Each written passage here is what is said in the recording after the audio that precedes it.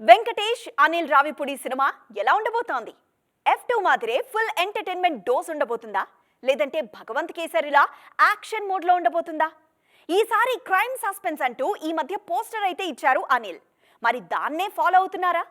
అసలు వెంకీతో అనిల్ రావిపూడి ఏం ప్లాన్ చేస్తున్నారు?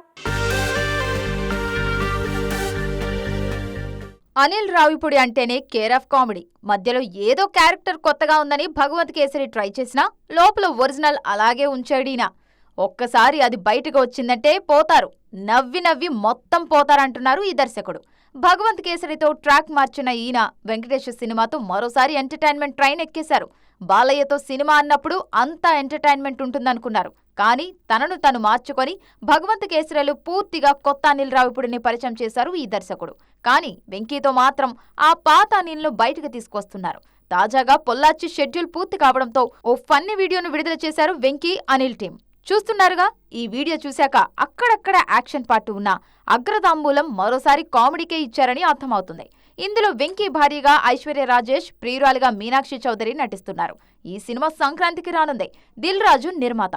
మొత్తానికి భగవంత్ కేసరితో కామెడీకి చిన్న బ్రేక్ ఇచ్చిన మళ్లీ ఒరిజినల్ ట్రాక్ ఎక్కేశారు అనిల్.